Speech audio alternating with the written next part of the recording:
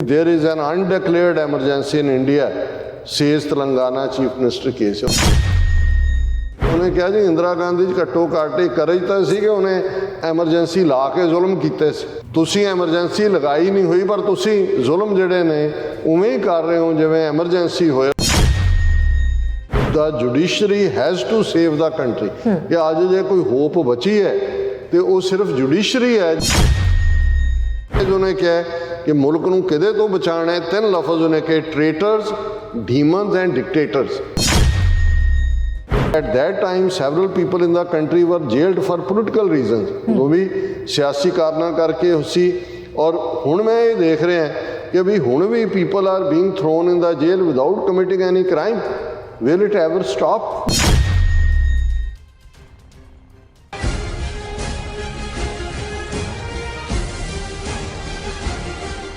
ਦਰਸ਼ਕੋ, break ਤੋਂ ਬਾਅਦ ਤੁਹਾਡਾ ਸਭ ਦਾ ਭਰਪੂਰ ਸਵਾਗਤ ਹੈ। ਸੋ ਵਿਊਅਰਸ, ਪ੍ਰੋਗਰਾਮ ਹੋਰ ਅੱਗੇ ਵਧਾਉਂਦੇ ਹਾਂ। ਅੱਜ ਦੇ ਦੂਸਰੇ ਅਹਿਮ ਇਸ਼ੂ ਦੇ ਨਾਲ ਉਸ ਦੇ ਵਿੱਚ ਆਪਾਂ ਗੱਲਬਾਤ ਕਰਨ ਜਾ ਰਹੇ ਹਾਂ ਕਿ ਤੇਲੰਗਾਨਾ ਦੇ ਮੁੱਖ ਮੰਤਰੀ ਨੇ ਕਿਹਾ ਹੈ ਕਿ ਭਾਰਤ ਵਿੱਚ ਇਸ ਵੇਲੇ ਅਣਐਲਾਨੀ ਐਮਰਜੈਂਸੀ ਲੱਗੀ ਹੋਈ ਹੈ ਤੇ ਭਾਰਤ ਤਬਾਹੀ ਵੱਲ ਵੱਧ ਰਿਹਾ ਹੈ।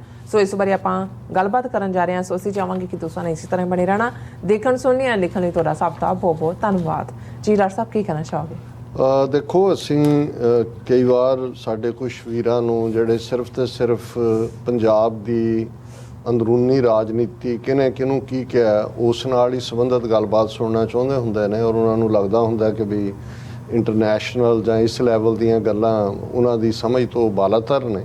ਪਰ ਅਸੀਂ ਫਿਰ ਵੀ ਸਮਝਦੇ ਹਾਂ ਕਿ ਅਲਟੀਮੇਟਲੀ ਜਿਹੜੇ ਲੋਕਲ ਫੈਕਟਰ ਹੁੰਦੇ ਨੇ ਉਹਨਾਂ ਦਾ ਜਿਹੜਾ ਪ੍ਰਭਾਵ ਹੈ ਉਹ ਲੋਕਲ ਹੀ ਹੁੰਦਾ ਹੈ। ਜਦੋਂ ਚੇਂਜਿਸ ਹੁੰਦੀਆਂ ਨੇ, ਜੀਓ ਪੋਲੀਟਿਕਸ ਜਿਹਦੇ ਲਈ ਲਫ਼ਜ਼ ਇਸਤੇਮਾਲ ਕੀਤਾ ਜਾਂਦਾ ਹੈ, ਅਤੇ ਜੇ ਤੁਸੀਂ ਵੱਡੇ ਸੀਨੇਰੀਓ ਨੂੰ ਨਾ ਸਮਝੋ ਜਾਂ ਉੱਥੇ ਜਿਸ ਕਿਸਮ ਦਾ ਪ੍ਰਚਾਰ ਨੈਰੇਟਿਵ, ਭਾਰਤ ਬਹੁਤ ਸਟਰੋਂਗ ਇਕੋਨਮੀ, ਬਹੁਤ ਪ੍ਰਾਚੀਨ ਭਾਰਤ ਗੁਰੂਰ, ਤੁਸੀਂ ਅੱਧਿਓਂ ਜ਼ਿਆਦਾ ਭਾਰਤੀਆਂ ਦੇ ਨਾਲ ਪੜ੍ਹੇ ਲਿਖੇ ਵੀ ਗੱਲ ਕਰੋਗੇ, ਉਹਦਾ ਪ੍ਰਭਾਵ ਕਬੂਲ ਰਹੇ ਹੁੰਦੇ ਨੇ। ਜੀ ਦੇਖੋ, ਮੋਦੀ ਵਾਕਈ ਵਰਲਡ ਪਾਵਰ ਬਣ ਗਿਆ। ਦੇਖੋ ਜੀ, ਉੱਥੇ ਹੀ ਆਪਣੀਆਂ ਖਬਰਾਂ ਲਾਈ ਜਾਂਦੇ ਨੇ, ਆਪਣੀਆਂ ਆਪੇ ਹੀ ਪੜ੍ਹਦੇ ਨੇ। ਹਾਲਾਂਕਿ ਇੱਥੇ ਜਦੋਂ ਉਹਨਾਂ ਦੇ ਪ੍ਰਾਈਮ ਮਿਨਿਸਟਰ ਤੋਂ ਲੈ ਕੇ ਕੋਈ ਵੀ ਆਉਂਦਾ, ਇੱਥੇ ਕਿਸੇ ਮੇਜਰ ਚੈਨਲ 'ਤੇ ਇੱਕ ਲਾਈਨ ਵੀ ਨਹੀਂ ਹੁੰਦੀ ਉਹਨਾਂ ਦੀ। ਉਹਨਾਂ ਦੇ ਆਪਣੇ ਹੀ ਜਿਹੜੇ ਨਾਲ ਉਹ ਜਹਾਜ਼ ਭਰ ਕੇ ਪੱਤਰਕਾਰਾਂ ਦਾ ਲਿਆਂਦਾ ਹੁੰਦਾ ਹੈ, ਉਹੀ ਝੂਠ ਬੋਲ ਰਹੇ ਹੁੰਦੇ ਨੇ, ਉਹੀ ਪਿੱਛੇ ਲੱਗ ਰਿਹਾ ਹੁੰਦਾ ਜੀ ਮੋਦੀ ਨੇ ਤਾਂ ਜਾ ਕੇ ਅਮਰੀਕਾ ਜਿੱਤ ਲਿਆ। ਔਰ ਇਹੀ ਹਾਲ ਇਹਨਾਂ ਦਾ ਈਵਨ ਯੂਰਪ ਦੇ ਟ੍ਰਿਪ ਵੇਲੇ ਵੀ ਮੈਂ ਦੇਖਿਆ ਕਿ ਮੀਡੀਆ ਨੇ ਅਦਰ ਦੈਨ ਕਿ ਭਾਈ ਉੱਥੇ ਚੱਲ ਕੀ ਰਿਹਾ ਮਾਈਨੋਰਟੀਜ਼ ਨਾਲ, ਜਾਂ ਪ੍ਰੈਸ ਫਰੀਡਮ ਕਿੱਥੇ ਹੈ ਜਾਂ ਦੂਜਾ, ਕਿਉਂਕਿ ਹੁਣ ਤਾਂ ਇਹਨਾਂ ਨੇ ਉਹ ਟਵਿੱਟਰ ਹੋਏ, ਇੰਸਟਾਗ੍ਰਾਮ ਹੋਏ, ਫੇਸਬੁੱਕ, ਯੂਟਿਊਬ ਤਾਂ ਪਹਿਲਾਂ ਹੀ ਅੰਡਰ ਕੰਟਰੋਲ ਸੀ। ਹੁਣ ਤਾਂ ਆਮ ਲੋਕਾਂ ਦੇ ਟਵੀਟ ਤਾਂ ਉਡਾਏ ਸੀ। ਈਵਨ ਹਿਊਮਨ ਰਾਈਟਸ ਐਕਟਿਵਿਸਟ ਤੋਂ ਲੈ ਕੇ ਈਵਨ ਅਸੀਂ ਖਾਲਸਾ ਏਡ ਦੇ ਰਵੀ ਸਿੰਘ ਖਾਲਸਾ ਦਾ ਦੇਖਦੇ ਹਾਂ, ਔਰ ਸਾਰੇ ਮੇਜਰ ਪੱਤਰਕਾਰਾਂ ਦੇ ਔਰ ਦੂਸਰਿਆਂ ਦੇ ਉਹ ਗਾਇਬ ਕੀਤੇ ਹੋਏ ਨੇ, ਟਵਿੱਟਰ ਅਕਾਊਂਟ ਹੀ ਬੰਦ ਕਰਵਾ ਦਿੱਤੇ ਨੇ।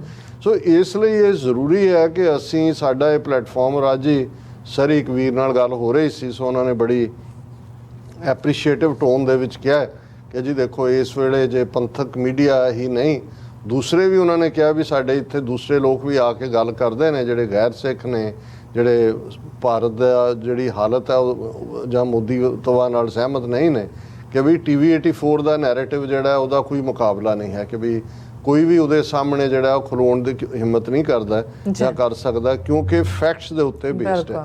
ਔਰ ਇਸ ਲਈ ਹਾਲਾਂ ਅਸੀਂ 36 ਹੋਰ ਸੋਰਸ ਵੀ ਲੈ ਸਕਦੇ ਹੁੰਦੇ, ਪਰ ਮੈਂ ਮੋਸਟਲੀ ਜਿਹੜੇ ਇੰਡੀਆ ਬੇਸਡ ਪੋਲੀਟੀਸ਼ੀਅਨ ਜਿਹਨਾਂ 'ਚ ਮਾੜਾ ਮੋਟਾ ਕਰੇਜ ਹੈ ਜਾਂ ਜਿਹੜੀਆਂ ਕੁਛ ਗਲੋਬਲ ਰਿਪੋਰਟਸ ਹੁੰਦੀਆਂ ਨੇ, ਮੈਂ ਉਹਨਾਂ ਦਾ ਸਹਾਰਾ ਲੈਂਦਾ ਤਾਂ ਕਿ ਇਹ ਨਾ ਲੱਗੇ ਕਿ ਵੀ ਅਸੀਂ ਕੋਈ ਆਪਣੀ ਖਾਲਿਸਤਾਨੀ ਫੈਕਟਰੀ 'ਚ ਖਬਰਾਂ ਬਣਾਈਆਂ ਨੇ। ਅਸੀਂ ਖਬਰਾਂ ਨਹੀਂ ਬਣਾਉਂਦੇ, ਅਸੀਂ ਇਹਨਾਂ ਦੀਆਂ ਫੈਕਟਰੀ 'ਚ ਬਣੀਆਂ ਜਿਹੜੀਆਂ ਨੇ ਉਹਨੂੰ ਉਧੇੜ ਉਧੂੜ ਕੇ ਦੱਸ ਦਿੰਦੇ ਹਾਂ ਕਿ ਆਹ ਦੇਖ ਲਓ ਤੁਹਾਡੀ ਹਕੀਕਤ ਹੈ। ਹਾਂਜੀ, ਸੋ ਹੁਣ ਭਾਰਤ ਦੀ ਇੱਕ ਸਟੇਟ ਤੇਲੰਗਾਨਾ ਹੈ। ਤੇਲੰਗਾਨਾ ਦਾ ਚੀਫ ਮਿਨਿਸਟਰ ਜਿਹੜਾ, ਮੈਂ ਉਹਨੂੰ ਹਮੇਸ਼ਾ ਐਡਮਾਇਰ ਕਰਦਾ, ਕੇ ਚੰਦਰਸ਼ੇਖਰ ਰਾਓ, ਔਰ ਉਹਨੂੰ ਇਨ ਬਰੀਫ KCR ਕਹਿੰਦੇ ਨੇ, ਕਿ ਉਹਦਾ ਨਾਂ ਜਿਹੜਾ ਕ੍ਰਿਸ਼ਨਾ ਚੰਦਰਸ਼ੇਖਰ ਰਾਓ। ਹੁਣ ਤੇਲੰਗਾਨਾ ਇੱਕ ਉਹ ਸੂਬਾ ਜਿਹੜਾ KCR ਨੇ ਆਪਣੇ ਐਫਰਟ ਨਾਲ ਉਹਨੇ ਐਜੀਟੇਸ਼ਨ ਚਲਾਈ, ਆਂਧਰਾ ਪ੍ਰਦੇਸ਼ ਦਾ ਹਿੱਸਾ ਸੀ। ਔਰ ਇਹ ਵੱਡਾ ਹਿੱਸਾ ਜਿਹੜਾ ਅਸੀਂ ਜਦੋਂ ਹੈਦਰਾਬਾਦ ਦੀ ਗੱਲ ਕਰਦੇ ਹਾਂ, ਜਿੱਥੇ ਜਿਹੜੀ ਅੱਜ ਤੇਲੰਗਾਨਾ ਦੀ ਕੈਪੀਟਲ ਹੈ, ਇਹ ਕਿਸੇ ਵੇਲੇ ਨਿਜ਼ਾਮ ਹੈਦਰਾਬਾਦ ਦੀ ਰਿਆਸਤ ਸੀ। ਔਰ ਨਿਜ਼ਾਮ ਹੈਦਰਾਬਾਦ ਦੀ ਰਿਆਸਤ ਆਲਮੋਸਟ 100,000 ਸਕੁਅਰ ਮਾਈਲ ਜਿਹੜੀ ਹੈ ਉਹਦੀ ਰਿਆਸਤ ਸੀ। ਔਰ ਬਹੁਤ ਵੱਡਾ ਅੱਜ ਦਾ ਆਂਧਰਾ, ਤੇਲੰਗਾਨਾ, ਕੁਛ ਹਿੱਸਾ ਕਰਨਾਟਕਾ ਦਾ ਔਰ ਈਵਨ ਮਹਾਰਾਸ਼ਟਰ ਤੱਕ ਦੇ ਇਹ ਉਹਦਾ ਹਿੱਸਾ ਸੀ। ਔਰ ਇਹਦੇ ਚੋਂ ਬਾਅਦ 'ਚ ਉਹਨਾਂ ਨੇ ਸੂਬੇ ਬਣਾਏ। ਹੁਣ ਜਿਹੜਾ ਆਂਧਰਾ ਪ੍ਰਦੇਸ਼ ਹੈ ਉਸ ਦੀ ਆਪਣੀ ਲੈਂਗੁਏਜ 'ਤੇ ਬੇਸਡ ਤੇਲਗੂ ਉਹਨਾਂ ਦੀ ਜ਼ਬਾਨ ਹੈ, ਰੀਜਨਲ ਲੈਂਗੁਏਜ, ਉਹਦੇ 'ਤੇ ਬੇਸਡ ਆਂਧਰਾ ਪ੍ਰਦੇਸ਼ ਬਣਿਆ।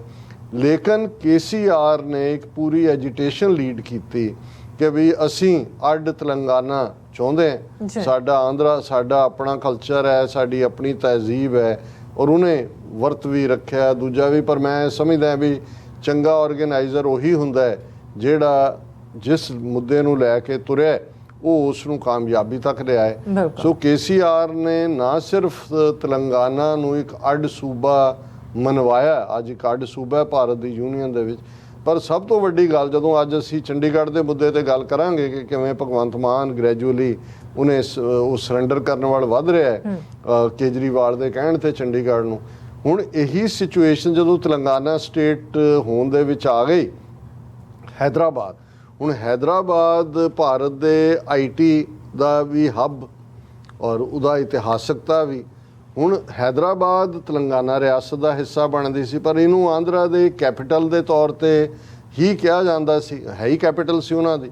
ਲੇਕਿਨ ਇਹਨੇ ਇਸ ਤੇ ਸਟੈਂਡ ਲਿਆ ਕਿ Telangana without Hyderabad means nothing, ਔਰ ਅੱਜ ਤੇਲੰਗਾਨਾ ਦੀ ਰਾਜਧਾਨੀ ਵੀ ਹੈਦਰਾਬਾਦ ਹੈ।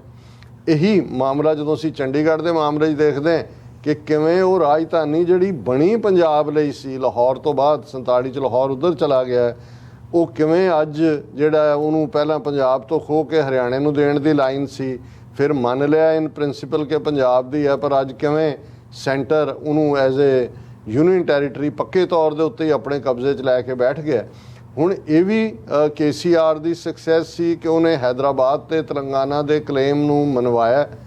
ਔਰ ਫਿਰ ਇਹੀ ਨਹੀਂ, ਉਸ ਤੋਂ ਬਾਅਦ ਜਦੋਂ ਹਕੂਮਤ ਜਿਹੜਾ ਸੂਬਾ ਬਣ ਗਿਆ, ਹੁਣ ਤੱਕ ਵੀ ਜਿਹੜੀ KCR ਦੀ ਪਾਰਟੀ ਹੈ ਜਿਹਨੇ BJP ਤੋਂ ਵੀ ਆਪਣੇ ਆਪ ਨੂੰ ਡਿਸਟੈਂਸ ਰੱਖਿਆ ਹੋਇਆ, ਬਾਕੀਆਂ ਨਾਲ ਵੀ ਉਹੀ ਹਕੂਮਤ 'ਚ ਹੈ, ਔਰ ਇਹ KCR ਚੀਫ ਮਿਨਿਸਟਰ ਹੈ ਤੇਲੰਗਾਨਾ ਦਾ। ਅੱਛਾ, ਹੁਣ ਬੇਸ਼ੱਕ ਤੇਲੰਗਾਨਾ ਕੋਈ UP ਬਿਹਾਰ ਜਾਂ ਤਮਿਲਨਾਡੂ ਵਾਂਗ ਵੱਡੀ ਸਟੇਟ ਨਹੀਂ ਹੈ, ਪਰ ਗੱਲ ਅਲਟੀਮੇਟਲੀ ਤੁਹਾਡੀ ਇੱਕ ਕਲੈਰਿਟੀ ਦੀ, ਤੁਹਾਡਾ ਜਿਹੜੀ ਹੈ ਜਿਹਨੂੰ ਅਸੀਂ ਮੋਰਲ ਹਾਈ ਗਰਾਊਂਡ ਕਹਿੰਦੇ ਹਾਂ, ਔਰ ਤੁਹਾਡਾ ਕਰੇਜ ਵੰਗਾਰਨ ਦਾ। ਔਰ ਜਿਹੜੀਆਂ ਗੱਲਾਂ KCR ਨੇ ਆਪਣੇ ਅੱਜ ਦੀ ਸਟੇਟਮੈਂਟ 'ਚ ਕਹੀਆਂ, ਔਰ ਉਹਨਾਂ ਦੇ ਮੀਡੀਆ ਨੇ ਵੀ ਉਹਨੂੰ ਜਿਹੜਾ ਹੈਡਲਾਈਨ ਬਣਾਇਆ, ਉਹਨੇ ਕਿਹਾ ਵੀ there is an undeclared emergency in India says Telangana chief minister ਕੇਸ। ਉਹਨੇ ਕਿਹਾ ਜੀ ਭਾਰਤ ਦੇ ਵਿੱਚ ਅਨਐਲਾਨੀਆ ਐਮਰਜੈਂਸੀ, ਔਰ ਉਹਨੇ ਇੰਦਰਾ ਗਾਂਧੀ ਦੀ ਤਾਰੀਫ, ਉਹਨੇ ਕਿਹਾ ਜੀ ਇੰਦਰਾ ਗਾਂਧੀ 'ਚ ਘੱਟੋ ਘੱਟ ਇਹ ਕਰੇਜ ਤਾਂ ਸੀ ਕਿ ਉਹਨੇ ਐਮਰਜੈਂਸੀ ਲਾ ਕੇ ਜ਼ੁਲਮ ਕੀਤੇ ਸੀ। ਤੁਸੀਂ ਐਮਰਜੈਂਸੀ ਲਗਾਈ ਨਹੀਂ ਹੋਈ, ਪਰ ਤੁਸੀਂ ਜ਼ੁਲਮ ਜਿਹੜੇ ਨੇ ਉਵੇਂ ਹੀ ਕਰ ਰਹੇ ਹੋ ਜਿਵੇਂ ਐਮਰਜੈਂਸੀ ਹੋਏ, ਔਰ ਤੁਸੀਂ ਅਨਡਿਕਲੇਅਰਡ ਐਮਰਜੈਂਸੀ ਲਾਈ ਹੋਈ ਹੈ। ਔਰ ਉਹਨੇ ਜਿਹੜੇ 3 ਲਫ਼ਜ਼ ਭਾਰਤ ਦੇ ਰੂਲਰਸ ਲਈ, ਔਰ ਉਹਨੇ ਈਵਨ ਸੁਪਰੀਮ ਕੋਰਟ ਦੇ 2 ਜੱਜਿਸ ਨੇ ਪਿਛਲੇ ਦਿਨਾਂ ਜਿਨ੍ਹਾਂ ਜਸਟਿਸ ਸੂਰਿਆਕਾਂਤ ਔਰ ਜਸਟਿਸ ਪਰਦੀਵਾਲਾ ਸੀ, ਉਹਨਾਂ ਨੇ ਨੂਪਰ ਸ਼ਰਮਾ ਜਿਸ ਬਾਰੇ ਉਹਨੇ ਟਿੱਪਣੀ ਕੀਤੀ ਦੋਨਾਂ ਜੱਜਾਂ ਨੇ ਕਿ ਵੀ ਉਹਨੇ ਜੋ ਨਬੀ ਮੁਹੰਮਦ ਬਾਰੇ ਕਿਹਾ, ਇਹ ਤਾਂ ਕੱਲੀ ਜ਼ਿੰਮੇਵਾਰ ਹੈ ਜੋ ਭਾਰਤ ਦੇ ਵਿੱਚ ਇਸ ਕਿਸਮ ਦੀ ਤਲਖੀ ਔਰ ਪੋਲਰਾਈਜੇਸ਼ਨ ਹੋਈ, ਔਰ ਉਹਨੂੰ ਮਾਫੀ ਮੰਗਣੀ ਚਾਹੀਦੀ ਹੈ। ਇਸ ਦੇ ਉੱਤੇ ਵੀ ਜਿਹੜਾ ਹੈ ਉਹ KCR ਨੇ ਸੁਪਰੀਮ ਕੋਰਟ ਦੀ ਤਾਰੀਫ ਕਰਦਿਆਂ ਕਿਹਾ ਕਿ, ਔਰ ਉਹਦੇ ਜਿਹੜੀ ਉਹਨੇ ਕਿਹਾ ਕਿ the judiciary has to save the country, ਕਿ ਅੱਜ ਜੇ ਕੋਈ ਹੋਪ ਬਚੀ ਹੈ ਤੇ ਉਹ ਸਿਰਫ ਜੁਡੀਸ਼ਰੀ ਹੈ ਜੇ, ਔਰ ਇਹ ਨੂਪਰ ਸ਼ਰਮਾ ਦੇ ਉੱਤੇ ਉਹਦੇ ਸੁਪਰੀਮ ਕੋਰਟ ਦੇ ਕਮੈਂਟ ਤੋਂ ਪਿਆ। ਅਦਰਵਾਈਜ਼ ਉਹਨੇ ਕਿਹਾ ਕਿ ਮੁਲਕ ਨੂੰ ਕਿਹਦੇ ਤੋਂ ਬਚਾਉਣਾ ਹੈ, 3 ਲਫ਼ਜ਼ ਉਹਨੇ ਕਿ ਟ੍ਰੇਟਰਸ, ਡੀਮਨਸ ਐਂਡ ਡਿਕਟੇਟਰਸ, ਕਿ ਸਭ ਗੱਦਾਰ ਜਿਹੜੇ ਨੇ ਅੱਜ ਇਹ ਮੁਲਕ ਦੇ ਹਾਕਮ ਬਣੇ ਹੋਏ ਨੇ, ਸ਼ੈਤਾਨ ਦੀ ਔਲਾਦ ਨੇ, ਡੀਮਨ ਨੇ, ਰਾਖਸ਼ਸ ਨੇ, ਔਰ ਨਾਲ ਦੀ ਨਾਲ ਉਹਨੂੰ ਕਿਹਾ ਡਿਕਟੇਟਰ ਨੇ। ਔਰ ਜ਼ਾਹਰ ਹੈ ਕਿ ਇਕੱਲਾ ਇਹੀ ਨਹੀਂ ਕਿ ਨਰਿੰਦਰ ਮੋਦੀ ਉੱਤੇ ਡਿਕਟੇਟਰਾਂ ਦਾ ਡਿਕਟੇਟਰ ਪਿਓ ਬੈਠਾ ਇਹਨਾਂ ਦਾ, ਪਰ ਜਿੰਨੇ ਸੂਬਿਆਂ ਦੇ ਮੁੱਖ ਮੰਤਰੀ ਨੇ ਜਿੱਥੇ BJP ਦੀਆਂ ਹਕੂਮਤਾਂ ਨੇ, ਜੋ ਗੁੰਡਾਗਰਦੀ ਆਦਿੱਤਿਆਨਾਥ ਯੋਗੀ UP 'ਚ ਕਰ ਰਿਹਾ, ਇਸ ਵਾਰ ਈਦ ਦੇ ਮੌਕੇ ਜਿਹਨੂੰ ਅਸੀਂ ਬਕਰੀਦ ਕਹਿੰਦੇ ਹਾਂ, ਉੱਥੇ ਉਹਨਾਂ ਨੇ ਇੰਨੀਆਂ ਪਾਬੰਦੀਆਂ ਲਾਈਆਂ ਕਿ ਪਬਲਿਕਲੀ ਜਿਹੜਾ ਉਹ ਵਿਚਾਰੇ ਜਿਹੜੇ ਗਰੀਬ ਮੁਸਲਮਾਨ ਨੇ ਉਹਨਾਂ ਕੋਲ ਲੈ ਦੇ ਕੇ ਸਾਲ ਦੇ ਵਿੱਚ ਇਹੀ 2 ਤਿਉਹਾਰ, ਇੱਕ ਈਦ ਹੈ ਜਿਹਦੇ 'ਚ ਰਮਜ਼ਾਨ ਤੋਂ ਬਾਅਦ ਇੱਕ ਦੂਸਰੀ, ਔਰ ਇਹ ਬਕਰੀਦ ਜੁੜੀ ਜਿਹੜੀ ਹੈ ਉਹ ਕੁਰਬਾਨੀ ਨਾਲ ਹੋਈ ਹੈ, ਔਰ ਉਹਦੇ 'ਚ ਉਹਨਾਂ ਨੇ ਉਹਨਾਂ ਨੂੰ ਜਿਹੜੀ ਹੈ ਉਹ ਬੱਕਰਿਆਂ ਦੀ ਔਰ ਦੂਜੀ ਜਿਹੜੀ ਹੈ ਉਹ ਕੁਰਬਾਨੀ ਵੀ ਨਹੀਂ ਕਰਨ ਦਿੱਤੀ। ਇੰਨੀਆਂ ਪਾਬੰਦੀਆਂ ਲਾ ਕੇ, ਯਾਨੀ ਸਿੱਧਾ ਧਰਮ ਦੇ ਅੰਦਰ ਦਖਲ ਅੰਦਾਜ਼ੀ। ਔਰ ਇਸ ਦੇ ਉੱਤੇ ਉਹਨਾਂ ਨੇ ਜਿਹੜਾ ਚੀਫ ਮਿਨਿਸਟਰ ਨੇ ਇਹ ਕਿਹਾ ਕਿ ਭਾਈ ਇਹ ਜਿਹੜਾ ਸਾਰਾ ਪਾਰਟ ਹੈ ਕਿ ਇਹ ਜਿਹੜਾ ਮੋਦੀ ਹੈ ਇਹ ਬਹੁਤ ਕਮਜ਼ੋਰ ਹੈ। ਔਰ ਕਿਉਂਕਿ ਇੱਕ ਗੱਲ ਦਾ ਧਿਆਨ ਰਹੇ, ਅਸੀਂ ਅਕਸਰ ਇਹ ਗੱਲ ਮਨੋਵਿਗਿਆਨ ਦੇ ਐਂਗਲ ਤੋਂ ਵੀ ਕਰਦੇ ਹਾਂ ਕਿ ਜਿਹੜੇ ਆਪਣੇ ਆਪ ਨੂੰ ਬੁਲੀ ਜਿਹੜੇ ਨੇ ਬੁਲੀ ਹੁੰਦੇ ਨੇ, ਜਿਹੜੇ ਦੂਜਿਆਂ ਨੂੰ ਬੁਲੀ ਕਰਦੇ ਨੇ, ਉਹਨੂੰ ਬੁਲੀ ਕਿਹਾ ਜਾਂਦਾ ਹੈ, ਹੁੰਦੇ ਵਿੱਚੋਂ ਡਰਾਕਲ ਨੇ, ਡਰਪੋਕ ਨੇ, ਇਨਸਿਕਿਉਰ ਨੇ।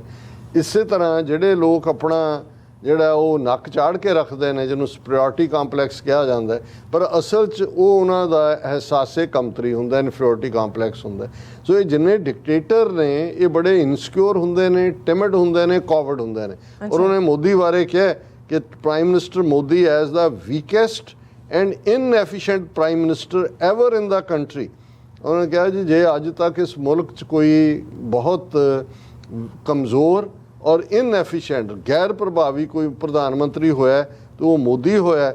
ਔਰ ਇਹ ਜਿਹੜਾ ਉਹਨੇ ਕਿਹਾ ਵੀ ਇਕੱਠੇ ਹੋ ਕੇ ਆਪੋਜੀਸ਼ਨ ਪਾਰਟੀਆਂ ਨੂੰ, ਲੋਕਾਂ ਨੂੰ, ਇਹਨਾਂ ਨੂੰ ਥਰੂ ਆਊਟ ਕਰਨਾ ਚਾਹੀਦਾ ਹੈ, ਅਦਰਵਾਈਜ਼ ਜਿਹੜਾ ਇਹ ਮੁਲਕ ਇੱਕ ਤਬਾਹੀ ਦੇ ਰਸਤੇ ਤੇ ਜਾ ਰਿਹਾ। ਔਰ ਇਹੀ ਗੱਲ ਜਿੱਥੇ ਇੱਕ ਪਾਸੇ ਇੱਕ ਸਟੇਟ ਦਾ ਚੀਫ ਮਿਨਿਸਟਰ ਕਹਿ ਰਿਹਾ ਹੈ, ਅਮ੍ਰਿਤਿਆ ਸੈਨ ਜਿਨ੍ਹਾਂ ਦਾ ਅਸੀਂ ਜ਼ਿਕਰ ਕੀਤਾ ਸੀ ਕਿ ਪਿਛਲੇ ਦਿਨਾਂ 'ਚ ਉਹਨਾਂ ਨੇ ਕਲਕੱਤੇ 'ਚ ਕਿਹਾ ਸੀ ਕਿ ਇੰਡੀਆ ਕਲੈਪਸ ਵੱਲ ਵੱਧ ਰਿਹਾ, ਅੱਜ ਵੀ ਉਹਨਾਂ ਦੀ ਸਟੇਟਮੈਂਟ ਜਿਹੜੀ ਨੈਸ਼ਨਲ ਮੀਡੀਆ ਨੇ ਵੀ ਦੇਣਾ ਮਜਬੂਰੀ। ਆਨੰਦ ਬਾਜ਼ਾਰ ਪੱਤਰਿਕਾ ਇਹ ਬੰਗਾਲ ਦਾ ਇੱਕ ਅਖਬਾਰ ਹੈ ਜਿਹਨੂੰ 100 ਸਾਲ ਹੋ ਗਏ ਨੇ, 1922 ਦੇ ਵਿੱਚ ਇਹ ਜਿਹੜੀ ਹੈ ਇਸਦੀ ਸ਼ੁਰੂਆਤ ਹੋਈ ਸੀ।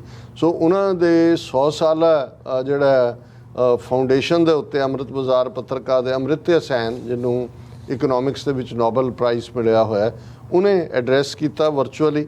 ਔਰ ਉਹਦੇ 'ਚ ਉਹਨੇ ਕਿਹਾ ਕਿ ਵੀ ਇਹ ਸਾਡਾ ਵਕਤ ਇਸ ਵੇਲੇ ਉਸ 'ਚੋਂ ਗੁਜ਼ਰ ਰਿਹਾ ਕਿ ਮੁਲਕ ਕਲੈਪਸ ਵੱਲ ਵੱਧ ਰਿਹਾ। We need at this time when the nation is being divided between Hindus and Muslims by forces of political opportunism and our unity is being destroyed, a powerful war ਕਿ ਇਸ ਵੇਲੇ ਮੁਲਕ 'ਚ ਇੱਕ ਤਾਕਤਵਰ ਆਵਾਜ਼ ਉੱਠਣੀ ਚਾਹੀਦੀ ਹੈ। ਨਹੀਂ ਤਾਂ ਜਿਹੜੇ ਮੌਕਾਪ੍ਰਸਤ ਸਿਆਸਤਦਾਨ ਨੇ ਉਹਨਾਂ ਨੇ ਹਿੰਦੂਆਂ ਔਰ ਮੁਸਲਮਾਨਾਂ ਦਾ ਡਿਵਾਈਡ ਖੜਾ ਕਰਕੇ ਮੁਲਕ ਨੂੰ ਕਮਜ਼ੋਰ ਕਰ ਦਿੱਤਾ ਹੈ। ਔਰ ਇਹ ਜਿਹੜਾ ਉਹਨੇ ਕਿਹਾ ਵੀ ਮੈਂ ਹੁਣੇ 88 ਸਾਲ ਦੀ ਉਹਦੀ ਉਮਰ ਹੈ। ਸੋ ਜ਼ਾਹਰ ਹੈ ਕਿ ਵੀ ਜਦੋਂ ਪਾਕਿਸਤਾਨ ਭਾਰਤ ਬਣਿਆ, ਅੰਗਰੇਜ਼ ਇੱਥੋਂ ਗਏ, ਉਹ 13 ਸਾਲਾਂ ਦਾ ਸੀ। ਉਹਨੇ ਕਿਹਾ ਵੀ ਜਿਸ ਕਿਸਮ ਦਾ ਮਾਹੌਲ 47 ਤੋਂ ਪਹਿਲਾਂ ਮੈਂ ਦੇਖਦਾ ਸੀ ਉਹੀ ਮਾਹੌਲ ਮੈਨੂੰ ਅੱਜ ਨਜ਼ਰ ਆ ਰਿਹਾ। ਉਹਨਾਂ ਨੇ ਕਿਹਾ ਵੀ at that time several people in the country were jailed for political reasons, ਉਦੋਂ ਵੀ ਸਿਆਸੀ ਕਾਰਨਾਂ ਕਰਕੇ ਸੀ। ਔਰ ਹੁਣ ਮੈਂ ਇਹ ਦੇਖ ਰਿਹਾ ਕਿ ਵੀ ਹੁਣ ਵੀ people are being thrown in the jail without committing any crime. Will it ever stop? ਕੀ ਇਹ ਕਦੇ ਖਤਮ ਹੋਏਗਾ? ਵੀ ਅੰਗਰੇਜ਼ ਵੀ ਇਹੀ ਕੁਛ ਕਰਦੇ ਸੀ, ਇਹ ਵੀ ਇਹੀ ਕੁਛ ਕਰਦੇ ਨੇ। ਫਿਰ ਉਹਨਾਂ ਨੇ ਖਾਸ ਤੌਰ ਤੇ ਉਮਰ ਖਾਲਿਦ ਦਾ ਜ਼ਿਕਰ ਕੀਤਾ, ਜਿਹੜਾ 22-23 ਫਰਵਰੀ ਨੂੰ 2020 ਜਿਹੜੀ ਹਿੰਸਾ ਖੁਦ ਹਿੰਦੂ ਤਵੀਆਂ ਨੇ ਕਰਵਾਈ ਦਿੱਲੀ 'ਚ, ਜਦੋਂ ਕਿ ਜਿਹੜਾ ਇਹ CA ਦੇ ਖਿਲਾਫ ਔਰ ਦੂਸਰੇ ਪ੍ਰੋਟੈਸਟ ਚੱਲ ਰਹੇ ਸੀ। ਉਮਰ ਖਾਲਿਦ ਪਿਛਲੇ 2 ਸਾਲ ਤੋਂ ਜਿਹੜਾ ਉਹ ਜੇਲ੍ਹ 'ਚ ਬੰਦ ਹੈ। ਕੋਈ ਜਿਹੜਾ ਉਹ ਕਨਵਿਕਸ਼ਨ ਤਾਂ ਦੂਰ ਦੀ ਗੱਲ, ਕੋਈ ਪ੍ਰੋਪਰ ਜਿਹੜਾ ਹੈ ਉਹ ਨਾ ਜ਼ਮਾਨਤ ਹੈ ਨਾ ਦੂਸਰਾ। ਔਰ ਇਹਦੇ ਤੇ ਉਹਨਾਂ ਨੇ ਕਿਹਾ ਕਿ ਭਾਈ ਅੱਜ ਭਾਰਤ ਉਹੀ ਬਣ ਗਿਆ ਜੋ ਅੰਗਰੇਜ਼ਾਂ ਦੇ ਇੱਥੇ ਹੁੰਦਿਆਂ ਸੀ। Many of those who are thinking boldly and being brave politically are suffering at the hands of government without any trial for their so called offence. ਕਿ ਅਖੌਤੀ ਉਹਨਾਂ ਦੇ ਉੱਤੇ ਉਹ ਚਾਰਜ ਲਾਏ ਜਾਂਦੇ ਨੇ ਔਰ ਉਹਨਾਂ ਨੂੰ ਜਿਹੜੇ ਉਹਨਾਂ ਨਾਲ ਸਹਿਮਤ ਨਹੀਂ ਨੇ ਪੋਲੀਟੀਕਲੀ ਔਰ ਹਿੰਮਤ ਕਰਕੇ ਕੋਈ ਗੱਲ ਕਹਿੰਦੇ ਨੇ ਜੇਲ੍ਹਾਂ 'ਚ ਸੁੱਟਿਆ ਹੋਇਆ। ਫਿਰ ਉਹਨਾਂ ਨੇ ਕਿਹਾ ਕਿ ਵੀ they are often praised from outside the country, ਕਿ ਉਹ ਜਿਹੜੇ ਬਹਾਦਰ ਲੋਕ ਇੱਥੇ ਆਵਾਜ਼ ਚੁੱਕਦੇ ਨੇ, ਬਾਹਰਲੇ ਮੁਲਕਾਂ 'ਚ ਤਾਂ ਉਹਨਾਂ ਦੀ ਤਾਰੀਫ ਹੁੰਦੀ ਹੈ। ਉਹਨਾਂ ਨੇ ਫਿਰ ਪ੍ਰੋਫੈਸਰ ਨੋਮ ਚੋਮਸਕੀ ਦੀ ਗੱਲ ਕੀਤੀ ਜਿਨ੍ਹਾਂ ਨੇ ਜਿਹੜਾ ਹੈ ਉਹ ਉਮਰ ਖਾਲਿਦ ਔਰ ਦੂਸਰਿਆਂ ਨੂੰ ਜਿਹੜੀ ਹੈ ਉਹ ਤਾਰੀਫ ਵੀ ਕੀਤੀ। ਬਟ ਉਹ ਨਾਲ ਦੀ ਨਾਲ ਅਮ੍ਰਿਤਿਆ ਸੈਨ ਨੇ ਕਿਹਾ ਕਿ ਭਾਈ ਇਹ ਜਿਹੜੀ ਡਿਵਾਈਸਿਵ ਪੋਲੀਟਿਕਸ ਹੈ ਔਰ ਅਥੋਰੀਟੇਰੀਅਨਿਜ਼ਮ ਹੈ ਇਹ ਬੜਾ ਖਤਰਨਾਕ ਹੈ, ਇਹ ਘਾਤਕ ਹੈ। ਔਰ ਇਸ ਵੇਲੇ ਜਿਹੜਾ country has become a curse for fear and urge citizens to maintain unity, ਕਿ ਭਾਈ ਲੋਕ ਇਕੱਠੇ ਹੋ ਕੇ ਆਵਾਜ਼ ਚੁੱਕੋ, ਅਦਰਵਾਈਜ਼ ਇਹ ਮੁਲਕ ਨੂੰ ਜਿਹੜਾ ਤਬਾਹੀ ਵੱਲ ਲਿਜਾਇਆ ਜਾ ਰਿਹਾ। ਸੋ ਮੈਂ ਸਮਝਦਾ ਵੀ ਜਿਹੜੀ ਗੱਲ KCR ਨੇ ਕਹੀ, ਅਮ੍ਰਿਤਿਆ ਸੈਨ ਨੇ ਵੀ ਉਸ ਦੇ ਉੱਤੇ ਮੋਹਰ ਲਾਈ ਹੈ। ਔਰ ਅਸੀਂ ਜਿਵੇਂ ਪਹਿਲੇ ਸੈਗਮੈਂਟ ਡਿਸਕਸ ਕੀਤਾ ਸੀ ਕਿ ਇਹੀ ਫਿਰਕੂ ਏਜੰਡੇ ਤੇ ਆਧਾਰਿਤ ਨਫ਼ਰਤ ਸ੍ਰੀਲੰਕਾ ਦੇ ਜਿਹੜੇ ਉਹ 2 ਭਰਾ ਰਾਜਾ ਪਕਸੇ ਔਰ ਉਹਦਾ ਭਰਾ, ਉਹਨਾਂ ਨੇ ਸ਼ੁਰੂ ਕਰਕੇ ਤਾਮਿਲ ਮੁਸਲਮਾਨਾਂ ਨੂੰ, ਤਾਮਿਲ ਹਿੰਦੂਆਂ ਨੂੰ, ਤਾਮਿਲ ਮੁਸਲਮਾਨ ਨਹੀਂ, ਮੁਸਲਮਾਨ ਵੈਸੇ ਹੀ ਉੱਥੇ ਓਰੀਜਨਲ ਹੀ ਨੇ, ਉਹਨਾਂ ਦੀ ਉਸ ਰੇਸ 'ਚੋਂ ਹੀ ਨੇ, ਮੁਸਲਮਾਨਾਂ ਨੂੰ, ਹਿੰਦੂਆਂ ਨੂੰ, ਇਵਨ ਈਸਾਈਆਂ ਨੂੰ ਵੀ ਸੈਕੰਡ ਕਲਾਸ ਸਿਟੀਜ਼ਨ ਬਣਾਇਆ ਹੋਇਆ ਸੀ। ਤੇ ਅੱਜ ਸ੍ਰੀਲੰਕਾ ਦਾ ਕੀ ਹਾਲ ਹੈ, ਔਰ ਇੰਡੀਆ ਵੀ ਆਲਮੋਸਟ ਉਸੇ ਹੀ ਡਾਇਰੈਕਸ਼ਨ ਵੱਲ ਤੇਜ਼ੀ ਨਾਲ ਜਾ ਰਿਹਾ ਹੈ। ਜੇ ਤੁਸੀਂ ਉਹਨਾਂ ਦੀ ਇਕਨੋਮੀ ਦਾ ਅੰਦਰਲਾ ਹਾਲ ਦੇਖੋ ਔਰ ਉਹਨਾਂ ਦਾ ਝੂਠਾ ਨੈਰੇਟਿਵ ਜੋ ਪ੍ਰਚਾਰ ਰਹੇ ਨੇ, ਉਸ ਦੇ ਉੱਤੇ ਜੇ ਤੁਸੀਂ ਸਵਾਲੀਆ ਨਿਸ਼ਾਨ ਰੱਖ ਕੇ ਉਹਨੂੰ ਦੇਖੋਗੇ, ਫਿਰ ਤੁਹਾਨੂੰ ਹਕੀਕਤ ਸਮਝ ਆ ਸਕਦੀ ਹੈ। ਜੀ ਡਾਕਟਰ ਸਾਹਿਬ, ਤੁਹਾਡਾ ਬਹੁਤ ਬਹੁਤ ਸ਼ੁਕਰੀਆ। ਸੋ ਇੱਥੇ ਲੈਣੇ ਬ੍ਰੇਕ। ਵਿਊਅਰਸ ਤੁਸੀਂ ਇਸੇ ਤਰ੍ਹਾਂ ਬਣੇ ਰਹਿਣਾ। ਮਿਲਦੇ ਹਾਂ ਛੋਟੇ ਜਿਹੇ ਬ੍ਰੇਕ ਤੋਂ ਬਾਅਦ।